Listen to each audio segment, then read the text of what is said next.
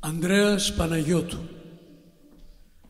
Ορκίζομαι εις το όνομα της Αγίας Τριάδος ότι συλλαμβανόμενος θα τηρήσω απόλυτον εχεμήθειαν τόσον επί των μυστικών της οργανώσεως όσον και επί των ονομάτων των συμμαχητών μου, έστω και αν βασανιστώ για να ομολογήσω. Εάν παραβώ των όρκων μου, θα είμαι άτιμος, άξιος πάσης τιμωρίας.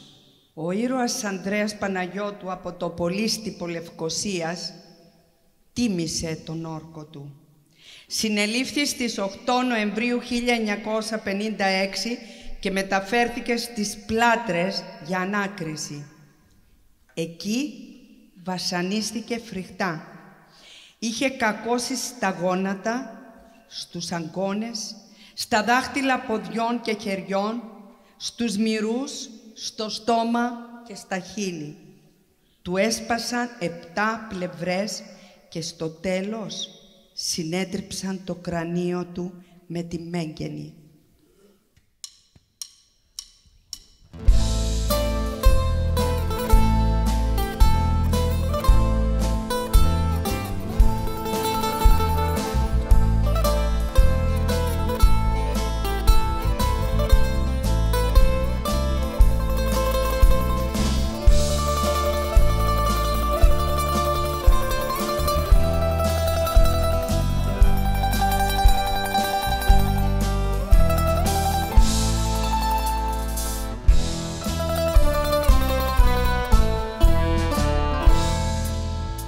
Στις Πλάτρες μέσα στα κελιά για ένωση και ελευθεριά άφησες την πνοή σου, τον όρκο σου τον τίμησες, δεν πρόδωσες, δεν μίλησες, θυσία η ζωή σου. Γάλα Ελλάδος βίζαξε, το θάνατο αψήφισε, γέννημα μη κοιναίων.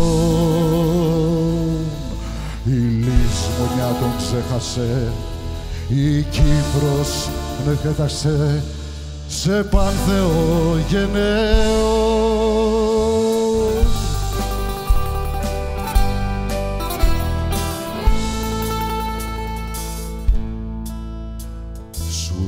Έσπασαν 7 πλευρά, μα δε σου πήρανε μίλια. Ανδρέα Παναγιώτου, είχες λεβεντική καρδιά, ανίποτη παλικαριά, ψυχή Θεού ανθρώπου.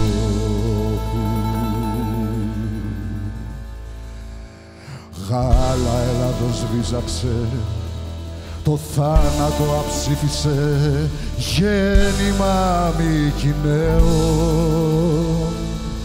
Η λησμονιά τον ξέχασε, η Κύπρος τον κατέταξε σε Πανθεό γενναίων.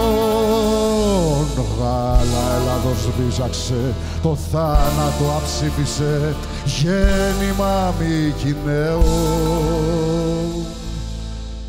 Η λησμονιά τον ξέχασε, η Κύπρος τον κατέταξε σε Πανθεό γενναίων.